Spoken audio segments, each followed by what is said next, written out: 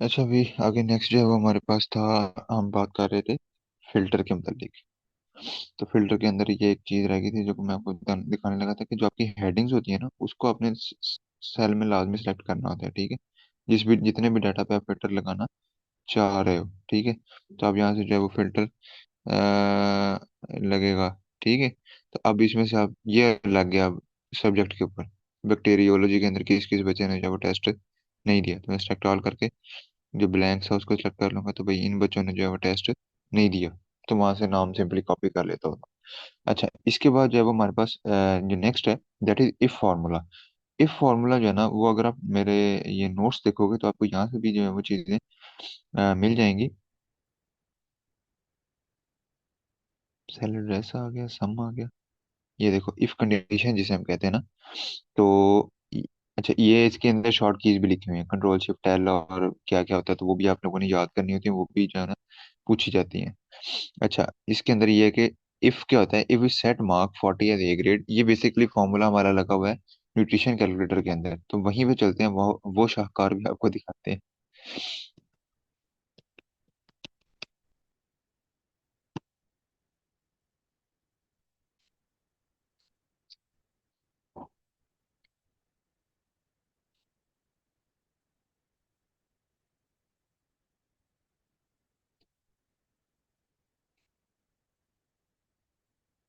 ये देखो यहाँ पे फॉर्मूला लगा हुआ है इफ फॉर्मूला, ठीक है।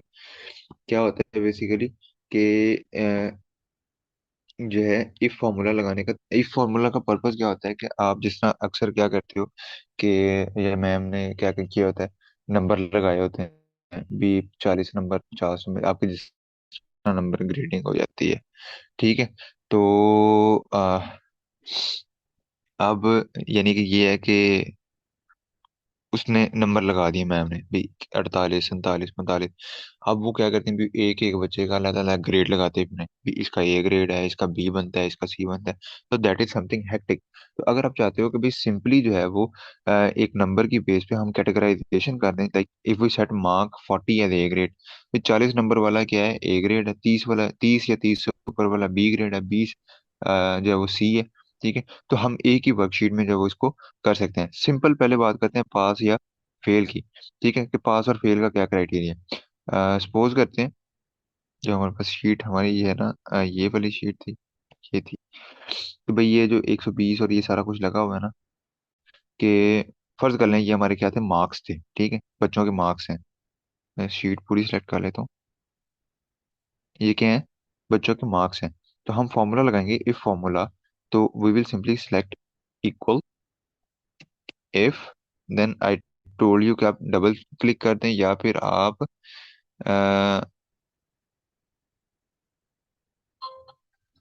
टैब दबा दे। आप टैब बटन दबा देंगे, या फिर आप, सॉरी मैं कहीं और गुम हो जाता हूँ, सॉरी सॉरी, बंद करना पड़ेगा चैट को। ओके, तो आवाज आ रही है ना बच्चों मेरी?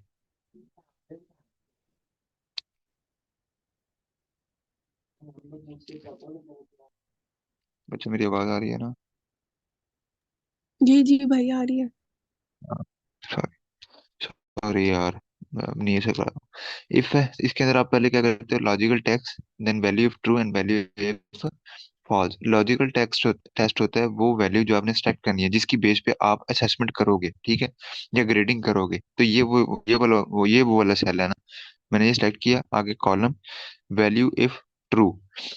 लॉजिकल टेस्ट क्या है भी, अगर जे टू जो हमारा सेल है, ये हम पासिंग मार्क्स कितने रखते हैं, हम 60 मार्क्स को पासिंग मार्क्स कह लेते हैं भी, 60 नंबर जो है वो पासिंग है। तो जे टू जो है अगर वो ग्रेटर देन और इक्वल टू, जे टू अगर ग्रेटर देन और इक्वल टू 60 है, कि 60 या 60 से ज्यादा नंबर ये, तो बंदा क्या हो जाएगा, पास। अब मैंने क्या करना है, दो सेमी कॉलन उसके अंदर मैंने लिख देना है पास, ठीक है। सेमी कॉलन बंद करूंगा, दोबारा कॉमा लगाऊंगा, वैल्यू इफ फॉल्स, कि भाई अगर ये ना हो, 60 या 60 से ज्यादा नंबर ना हो, तो फिर फेल, ठीक है। आगे मैं फिर बंद कर दूंगा, तो कहूंगा तो पास, पहला क्या है, पास है, ठीक है। अगर मैं इसको सारे डाउन, जितना भी हमारे पास है, तो भाई जितने 60 से नीचे थे वो सारे क्या कर दिए उसने, फेल कर दिए। और जितने ऊपर थे वो क्या कर दिए उसने, अगर मार्क्स कह दें, ठीक है, सपोज के तौर पे, ठीक है। ये होता है दो बेस, टू क्राइटेरिया। भी पहले आप वैल्यू सेलेक्ट करते हो, उसकी कंडीशन देते हो भी कौन से नंबर से बड़ा या छोटा, ठीक है, तो पास है, अदरवाइज फेल है, ठीक है। तो ये होता है दो कैटेगरीज। इसको रिवर्स भी कर सकते हैं, ठीक है। अगर J2 इज लेस देन और इक्वल टू 59, 60 वाला तो पास है ना, तो आपने अब पहले क्या लिखना है, फेल भी, जो इस कंडीशन को फुलफिल कर रहा है उसका नंबर पहले आएगा, कॉमा क्या, और जो इस कंडीशन पे नहीं आ रहा वो पास है, ठीक है। अगर मैं इसको बंद कर दूंगा, सॉरी।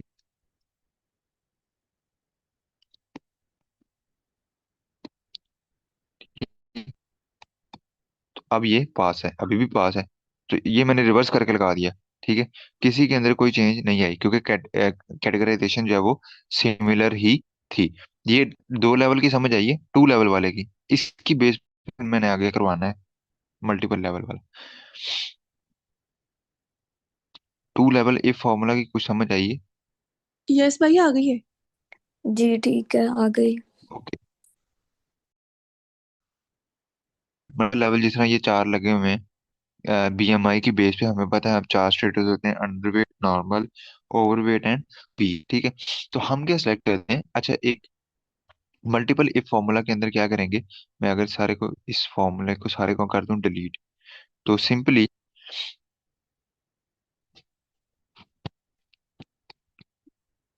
आई होप कि मेरी यहाँ से आवाज आती रहे। आप लोगों ने क्या करना होता है, आपने ये सारा कुछ मैंने क्या कर दिया, खत्म कर दिया, ठीक है। यहाँ तक तो आपको पता लग गया कि if H5 is less than 18.5, अगर H5 जो है वो क्या है, 18.5 से नीचे है, तो हमें पता है H5 क्या है, हमने ये पहले क्या किया, सेल सेलेक्ट किया था। क्या किया था हमने, H5 क्या था हमारा, वो जो टेस्ट कहता है लॉजिकल टेस्ट, लेस देन 18.5 है, अभी 18.5 से नीचे नीचे है, तो आपने उसकी जगह क्या लिख देना है, अंडरवेट। अब कॉमा लगा के दूसरी कंडीशन हम सिंपली डायरेक्ट कंडीशन लिख देते थे, लेकिन मल्टीपल कंडीशन है तो हम दोबारा से क्या लिखेंगे, इफ, इसको सेलेक्ट कर लेंगे, ठीक है, अगेन उसी सेल को सेलेक्ट करेंगे, ठीक है, अगेन वही कंडीशन लगाएंगे, लेकिन लेस देन कितना, अगली कैटेगरी कहाँ तक थी, 24.5 तक, ऐसा ही है ना। पहली कैटेगरी होती है 18.5 तक, दूसरी कैटेगरी होती है हमारी 24.9 तक, सॉरी, ठीक है। कि अगर 24.9 से पीछे पीछे वैल्यू, 18.5 से पीछे पीछे वैल्यू हो तो अंडरवेट, और अगर 24.9 से पीछे पीछे वैल्यू हो तो अब क्या, कॉमा, वही test value, value if true, वहां क्या लिख देंगे, नॉर्मल, कॉलम को बंद कर देंगे।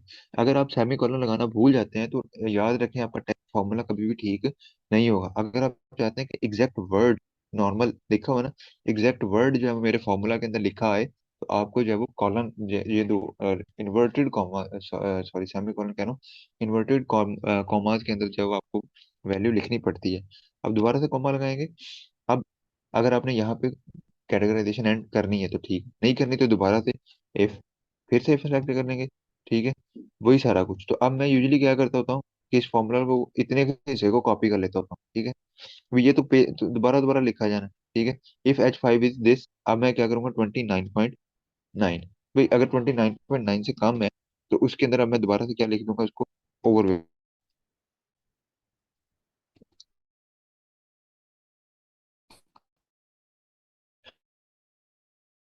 वेट आ जाएगा, ठीक। एंड अब लास्ट जो कंडीशन रहेगी वो थी सिर्फ ओबेसिटी, भाई इससे ऊपर इसके अलावा, ठीक है, उसमें फिर आपको दोबारा इफ नहीं लगाना पड़ता। आखिरी वैल्यू के लिए आपको दोबारा से इफ जो है वो नहीं लगाना पड़ता, आप सिंपली उसको दो सेमी कॉलन्स के अंदर लिख दोगे, और 20। तो इसका मतलब है कि इस 29.9 से ऊपर जो भी आ गया, जितना भी आ गया, 100 150 भी आ गया, तब भी उसने क्या लिख देना है, उसको और 20 लिख देना है। अब क्या होता है कि जितनी ब्रैकेट आपने इन की हैं उतनी आपने आउट भी करनी है। देखो ये एक दो और तीन ब्रैकेट्स इन है, जैसे जैसे मैं ब्रैकेट लगाता रहूंगा, पहले ये बोल्ड होगी, फिर ये बोल्ड होगी, फिर ये मोटी होगी एक सेकंड के लिए, ठीक है। इफ यू कैन, यहाँ पे आपने देखना है, ठीक है, मैं एक ब्रैकेट लगाऊंगा और ये बोल्ड हुई, अब रेड वाली बोल्ड होगी, ये, और ये तीसरी, जब तक ये पहले ब्रैकेट बोल्ड ना हो जाए आपने इसको बंद नहीं करना, अदरवाइज फॉर्मूला पूरा जो है वो कंप्लीट नहीं होता, ठीक है। तो आपने ये तीन ब्रैकेट्स, क्योंकि तीन इंसर्ट की थी, तीन ही आपने एंड करनी है, इंटर दबा दिया तो वो क्या हो गया, अंडर वेट लग गया, फॉर्मूला लग गया। ठीक है।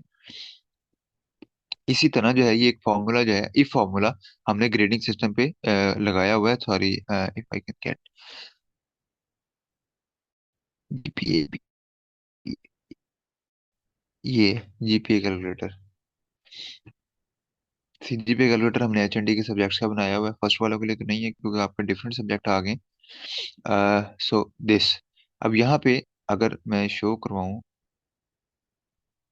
कि इसको कोई फॉर्मूला को वो लगा हुआ है, पासवर्ड लगा हुआ है, ये चीज भी बेशक आप देख लो भाई। शीट को मैंने क्या किया हुआ, प्रोटेक्ट किया हुआ है कि अगर मैं किसी को भी शीट दूंगा तो सिर्फ वो एरिया जहां मैंने प्रोटेक्ट नहीं किया वहां पे वो एडिट कर सकता है। उसके अलावा वो किसी भी चीज को जब वो,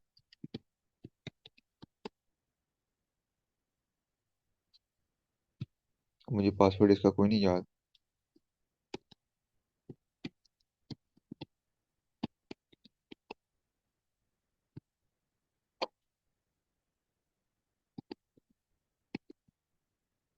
यस, डन। तो ये अब ये मैंने क्या किया होता, प्रोटेक्ट की हुई थी शीट, प्रोटेक्ट में मैंने सेल सेलेक्ट किए थे सारे। ठीक है, भी इन एरिया में बचे चेंज, क्योंकि बच्चे थे गलती हुई थी, कभी यहाँ क्लिक कर देते कभी यहाँ, तो उन्हें पता नहीं लगता था। तो मैंने भाई सारे के सारे को क्या कर दिया, लॉक कर दिया इसको और इस सारे को। तो बच्चे को सिर्फ ये ऑप्शन मिलती थी भाई, यहाँ पे अपने नंबर ऐड करते जाए। ठीक है, यहाँ पे उसकी जीपीए निकल आती थी और इस तरफ जो है उसकी टोटल सीजीपीए निकल आती थी। ठीक है। अब इसके अंदर देखो कितना लंबा फॉर्मूला लगा हुआ है, क्यों? क्योंकि आपको आपने वो जो भेजे ने उस दिन भेजा भी था, जो आपका होता है ना ग्रेडिंग सिस्टम यूएएफ का, तो उसको पूरे को अप्लाई करना था। ठीक है, तो मैंने पूरे को जो है वो अप्लाई किया हुआ। See, if E7 is greater than 48, अगर तो 48 से बड़ा है, ठीक है, तो उसके लिए आपको पता होता है डायरेक्टली ए ग्रेड लगता होता है और उसके क्वालिटी पॉइंट होते हैं 12, वहां पे क्वालिटी पॉइंट 12 लिखे हुए हैं। ठीक है, अब हर नंबर का अपना अलग से क्वालिटी पॉइंट है। ठीक है, तो E7 अगर 47 के बराबर है, ये था इक्वल देन और greater to, as I told you, 48 और 48 से ऊपर जितने नंबर हैं सारों के बराबर होते हैं क्वालिटी पॉइंट, तो 12।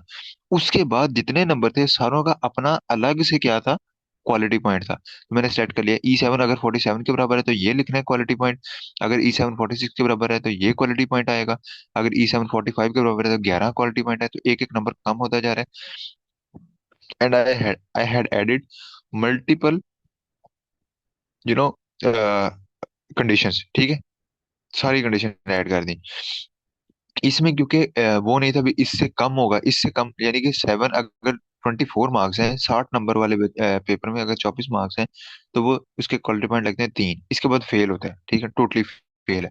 तो उसकी हमारे पास कोई ऐसी कैटेगराइजेशन नहीं थी हमने, क्योंकि मार्क्स में ऐड ही नहीं करनी थी वो बात कि भाई अगर इसके अलावा कोई भी नंबर आ जाए। ठीक है, क्योंकि हमारी रेंज 48 से 3 तक थी, 24 तक थी, इससे लो या हाई हमारा कंसर्न ही नहीं है। ओबेसिटी के अंदर तो था ना भी, अगर 29 से 30, 30, 40, 45 जितनी मर्जी वैल्यू आ जाए वो बीसी है। ठीक है, लेकिन यहाँ पे हमारे पास क्योंकि फिक्स वैल्यू है, तो मैंने लास्ट वाली कंडीशन नहीं ऐड की, वो जो बेवजह कंडीशन है। Now if you can see कि जितनी मैंने ब्रैकेट्स ओपन की थी सारी मैंने ब्रैकेट्स बंद भी की हैं। अगर मैं लास्ट वाली को डिलीट करके दोबारा पेश करूँ तो यू विल सी कि ये वाली ब्रैकेट जो है वो बोल्ड होगी। ठीक है, दिस, ये वाली ब्रैकेट जो है वो बोल्ड हुई। तो इस तरह ये है कि पूरी जितनी ब्रैकेट्स आपने ओपन की हैं उतनी ब्रैकेट्स मैंने बंद भी की हैं। इतना लंबा फॉर्मूला मैं किसने लगाया, मैंने इतना कॉपी कर लिया था, पेस्ट करता जा रहा था, नंबर चेंज करता जा रहा था, पेस्ट करता जा रहा था, नंबर चेंज करता जा रहा था, और हमारा जो है वो वैल्यू सेट हो गई। अब इसमें टेस्ट वैल्यू क्या है, ये वाला सेल भी, यहाँ जब अगर वो बंदा नंबर लगाएगा, ठीक है, जिसमें मैंने लगा दिया 48, तो 48 पे क्वालिटी पॉइंट ऑटोमेटिकली कितने लग गए, 12 लग गए। ठीक है, 12 जो है वो इस पे क्वालिटी पॉइंट लग गए। इसी तरह अगर मैं यहाँ पे लगा देता 4, तो लोएस्ट क्वालिटी पॉइंट जो कि 3 थे वो लग जाएंगे। ठीक है, टोटल क्वालिटी पॉइंट ऐड हो जाएंगे, टोटल डिवाइड यहाँ पे जीपीए जो है वो लेकर आएगी। ये डिवाइड लगा हुआ है, डिवाइड का फॉर्मूला सिंपल, इक्वल, जिस सेल को ऊपर रखना है वो ऊपर है। सॉरी, ये वाला सेल क्या था, इसका नाम क्या है, F14, ये लिखा हुआ है F14, और ये क्या है, FD14। तो फॉर्मूला में क्या आया, F14 डिवाइड बाई D14, तो हमारी क्या निकल आई, जीपीए निकल आई। ठीक है, तो सिंपली डिवीजन का फॉर्मूला लगा हुआ है। That is about a formula. इसके अलावा और क्या क्या करवाना है मुझे वो बताएं। भाई इसमें आपने इन्वर्टेड कॉमास यूज क्यों नहीं किए? लाजिम नहीं है, लेकिन अगर आपने मतलब मैंने आपको ये कहा था कि अगर इसमें देखो हमारे पास सिंपल नंबर है ना, नंबर की इशू नहीं होता नंबर में। ठीक है, number as it is put in हो जाता है। जब आप टेक्स्ट लिखते हो ना, लाइक अंडरवेट ओवरवेट, उसमें आपको इन्वर्टेड कॉमा लिखना पड़ता है, क्योंकि वो जब आप डेफिनेटली फॉर्मूला लिख रहे हो तो आप लफज लिख रहे हो। लफज क्या लिख रहे हो? कॉलम, सॉरी, काउंट, तो इंग्लिश लिख रहे हो ना, तो इंग्लिश जब लिखते हो तो वो फॉर्मूला खराब हो जाता है। ठीक है। उसमें कोई कमांड, कोई लफज इस तरह का लाइक आपने यही लिखना है ग्रेडिंग सिस्टम में, काउंट। ठीक है। तो वो काउंट को फॉर्मूला कंसीडर कर लेगा। इसलिए अगर आप चाहते हो कि एग्जैक्ट वर्डिंग आपकी वहां पेस्ट हो उसकी जगह, तो आपको वो कॉलम के अंदर लिखना पड़ता है। ठीक है। ज्यादा एक्यूरेसी आ जाती है इन शॉर्ट। ठीक है। अदरवाइज नंबर एक और लिखने, नंबरों को भी आप कॉलम में लिख सकते हो। ठीक है, इसका भी मसला नहीं है। इसके इर्द गिर्द भी इन्वर्टेड कॉमा लगाओगे तो ये ज्यादा एक्यूरेट हो जाएगा। भाई, एक और क्वेश्चन है, जरा क्लियर कर दें। हाँ आपने जी। इस पूरे फॉर्मूले में E8 सेल को सिलेक्ट किया है, ठीक है। तो आपने क्वालिटी पॉइंट्स वाला जो सेल है वो तो है ही F, तो आपने तो उसको कहीं लिखा ही नहीं है। तो फिर वो क्वालिटी पॉइंट्स F वाले देखो रो वो में किस वो तरह है? वो जगह है, देखो वो जगह है जहाँ क्वालिटी पॉइंट लगने हैं। ठीक है। मैंने ये सेल लेकिन सिलेक्ट वो कर आपने लिया। ठीक फॉर्मूला है। में नहीं लगाया ना। मेरी बात सुनो तो सही। ये है वो सेल जहां हमारी डाटा डाटा पुट इन होना है। ठीक है। लेकिन उसने किसी सेल को एज अ रेफरेंस तो रखना है ना, भी डाटा, हम डाटा कहाँ पुट करेंगे? तो पहले बार उसने सेल 7 वाला सिलेक्ट किया है। भी जो जिस चीज को हमने एज अ रेफरेंस लेना है, भी इसमें जो वैल्यू होगी उसके मुताबिक इसमें वैल्यू आनी चाहिए। ठीक है। जिस तरह लास्ट वाले में यहाँ बीएमआई लिखा होता था और यहाँ उसका स्टेटस लिखा होता था।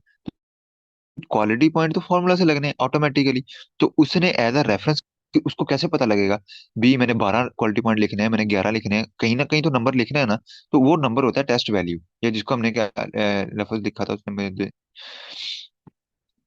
Logical text. ठीक है। Logical text is a value, या वो सेल होता है जहां आप नंबर पुट करोगे और फॉर्मूला उस नंबर के मुताबिक इस जगह पे अपना जो है वो पुट करेगा। तो F is not involve. F की जगह तो हमने सिंपल वहां तो वैल्यू पुट नहीं हो रही है ना। फॉर्मूला किसके मुताबिक लग रहा है? E7 के मुताबिक। लगी समझ? ठीक है, सही है। नहीं, क्लियर लगी है तो बताओ, नहीं तो मैं दोबारा बता देता हूँ। भाई मैं खुद करूंगी फिर मुझे समझ आएगी सही तरह। नहीं आई तो मैं आपको देखो मैं पूछूंगी। सिंपल बता रहा हूँ, ये नंबरों, ये खाली कॉलम है ना, यहाँ हमने नंबर पुट करना है। इस इसको कैसे पता लगेगा कि मैंने किस सेल के मुताबिक अपना वैल्यू सेलेक्ट करनी है? ठीक है। मतलब मैंने बता दिया जी 48 नंबर का आपने 12 क्वालिटी पॉइंट लिखने हैं, तो क्वालिटी पॉइंट यहाँ लिखना है। ठीक है। इस सेल में आना है, इस सेल में डाटा आना है, इस सेल के मुताबिक फॉर्मूला नहीं है। जिस सेल के मुताबिक फॉर्मूला लगेगा उस सेल में, यही फॉर्मूला अगर मैं यहाँ लगाना चाहूंगा तो जी का कॉन्सेप्ट ही नहीं है, एच में भी लगाऊंगा तो कॉन्सेप्ट नहीं है। जिस सेल में मेरा वो रेफरेंस नंबर लिखा हुआ है ना, उस सेल के मुताबिक लगेगा। अगर मैं इसको अच्छा भाई, सिंपली आप ड्रैग ना इधर मुझे, करूँ। अच्छा, हाँ, आप हाँ, ही मुझे जी वाले कॉलम में करके दिखाएं जरा, फिर मुझे समझ आ जाएगी।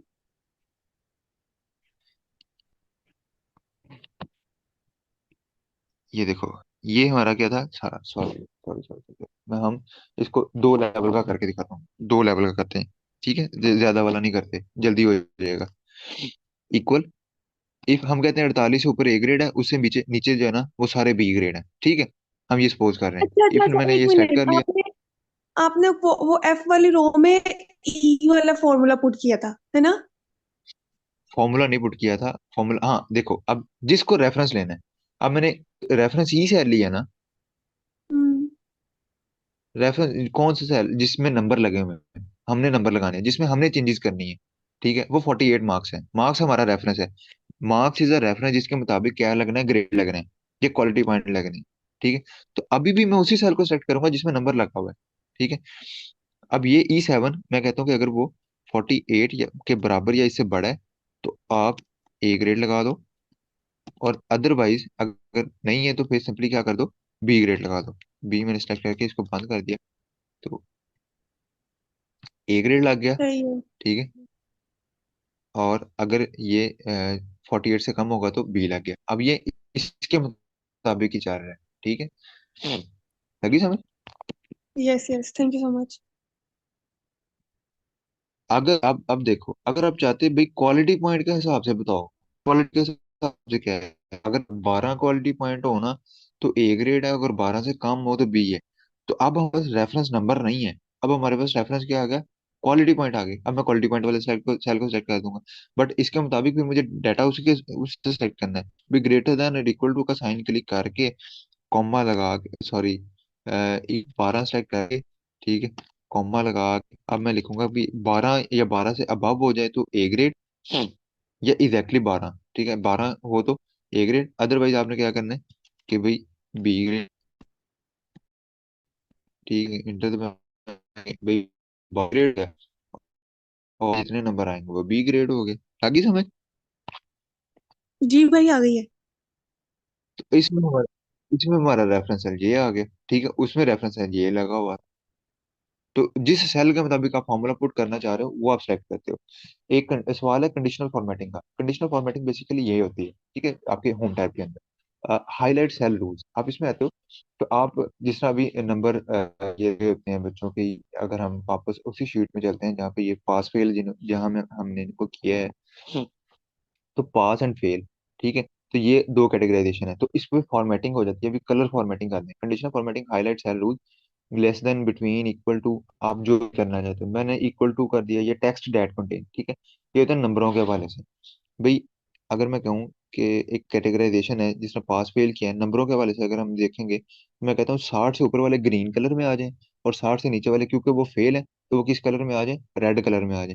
तो मैं हाईलाइट सेल रूज करूंगा, ग्रेटर देन करूंगा, तो ग्रेटर देन मैंने सेलेक्ट कर लिया अभी 60 के, 60 से ऊपर वाले जितने भी हैं वो क्या हो जाए, कलर सेलेक्ट करें, ग्रीन फील हो जाए करूंगा। तो जितने 60 वाले थे वो कितने हो गए, वो कलर उनका ग्रीन हो गया। ये यूजुअली हेल्प करता है ओवरऑल एक असेसमेंट करने में, ठीक है। अगर मैं इसको सॉर्टिंग इसकी दोबारा से नॉर्मलाइज कर दूंगा, हम इसको सॉरी ये डिलीट कर देते हैं लेवल, और खाली जो है वो इसको रोल नंबर वाइज इसकी जो है सॉर्टिंग होगी, ठीक है। तो अब इससे क्या हो गया कि जो जो पास थे ना वो सारे क्या हो गए, ग्रीन हो गए, तो एक ओवरऑल इमेज आपके सामने आ जाती है।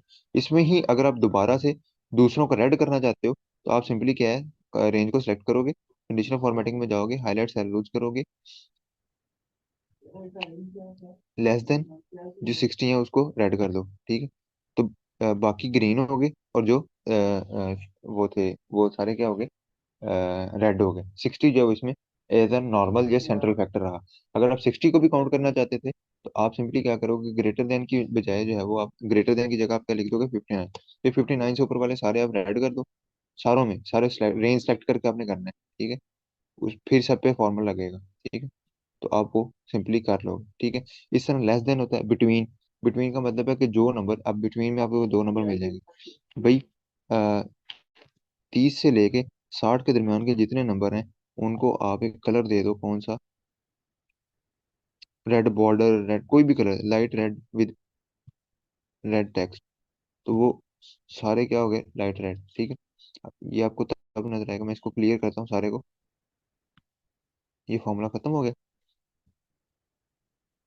कंडीशन फॉर्मेटिंग में गए, हाईलाइट सेल रूल किया, बिटवीन किया, तो हम कह देते हैं 30 और 90 के दरमियान वाले जितने नंबर, उन सारों को जो है ना वो आपने एक कलर दे देना है, ठीक है। तो 30 और 90 के दरमियान जितने नंबर आ रहे थे वो सारे के सारे क्या हो गए, वो रेड मार्क हो गए, ठीक है। इसको कहते हैं कंडीशनल फॉर्मेटिंग।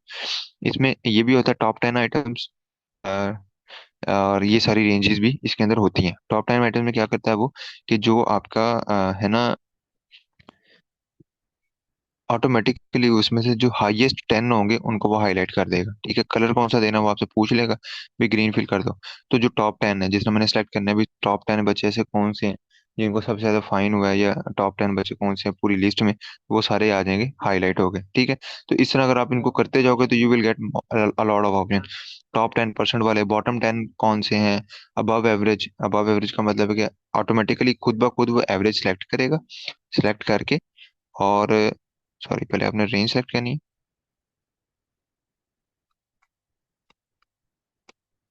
ठीक है। अगर इसमें आप सिंपली अप्लाई करते हो कि अबव एवरेज, तो एवरेज से अबव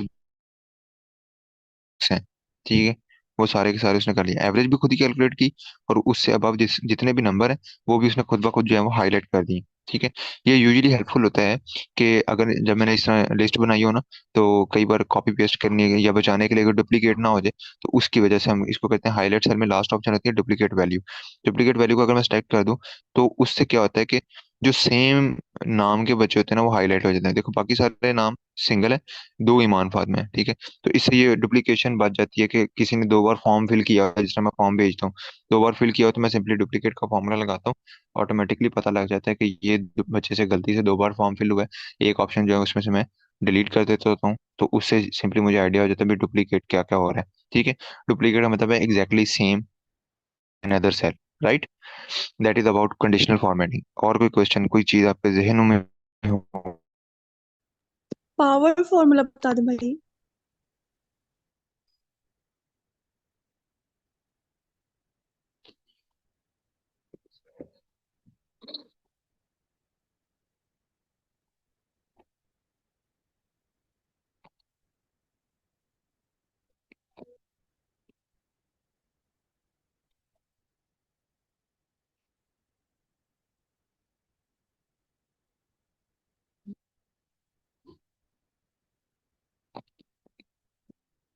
पावर तो मैं करा देता हूँ, उसके अलावा कोई है? वो तो सिंपल, वो शुरू में हो जाना है, 1 मिनट का काम है, किधर है? डन डाटा वाली शीट है। पावर का फॉर्मूला जैसे मैंने प्रोडक्ट कराया है, मल्टीप्लाई सम कराया है, उसी तरह होता है। सिंपल, आप ये पी ओ की आगे पावर, नंबर सेलेक्ट कर लें, 40, कॉमा, जितनी उसकी पावर लगानी है, स्केयर लगाना है, तो 40 का स्केयर 1600, जितनी पावर लगानी है, दो, वो चार छः जितनी भी, ठीक है। 10 पावर लगा लें, नंबर आ जाएगा, ठीक है। इसको हाइड में, ये बीच में प्लस कैसे आया, क्यों है? वो इस वजह से है क्योंकि सेल नंबर बहुत लंबा था, ठीक है, तो उसने उसको खत्म करना था, ठीक है। तो उसको अगर आपने सेट करना हो तो आप सिंपली, इसमें जो जनरल होता है, कोई स्पेसिफिक फॉर्मेट नहीं होता, नंबर तो नंबर में कन्वर्ट कर देगा, ठीक है। इस तरह ये सारी चीजें होती हैं। अगर मैं यहाँ पे 10 लिखूंगा ना, तो आप इसमें जाओगे, इस 10 को मैं सेलेक्ट कर लेता हूँ, ठीक है। अगर मैं इसको सेलेक्ट करूंगा, यार गलत जगह कर दी, इस 10 पे देखना, अगर मैं इसकी फॉर्मेटिंग करता हूँ, तो करेंसी का मतलब है वो उसके साथ डॉलर का साइन लगा देगा, ठीक है। करेंसी आप चेंज भी कर सकते हो। शॉर्ट डेट, 10 को वो डेट में कन्वर्ट कर दिया, 1/10/1990। एक्सेल में 10 तारीख का मतलब है, 10 नंबर का मतलब है 1900, सन 1900 की 10 तारीख, जनवरी 1900 की 10 तारीख, ठीक है। इसी तरह अगर आप देखना चाहते हो कि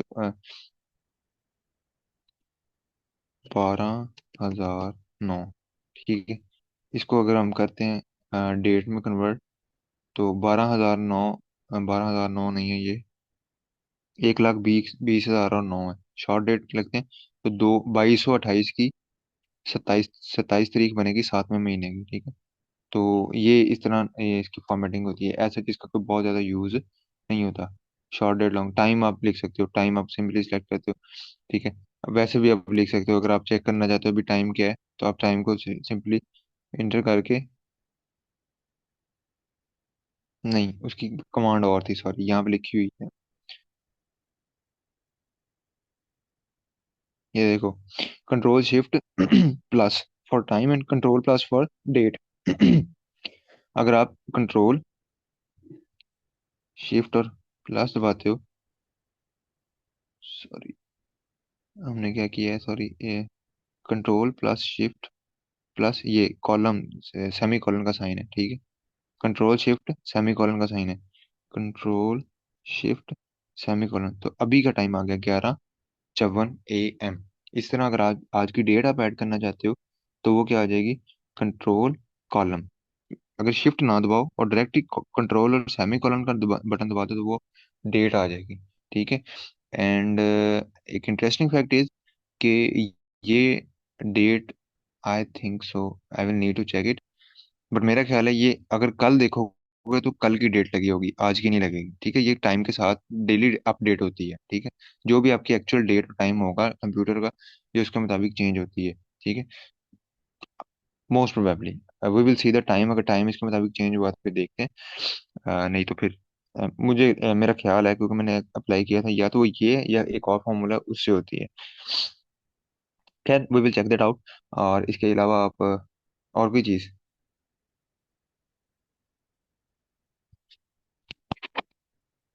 मेरा ख्याल बस इतना ही था। 1 मिनट में चेक कर लेती हूँ।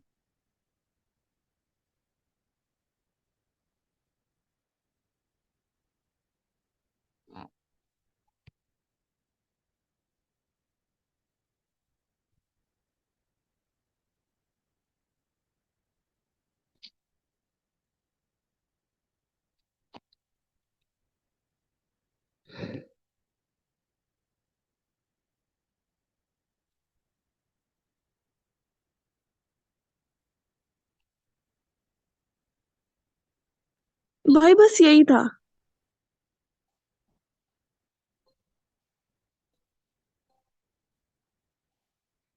एनीथिंग एल्स बच्चों, और किसी का कोई क्वेश्चन कुछ है तुम अभी पूछ लो।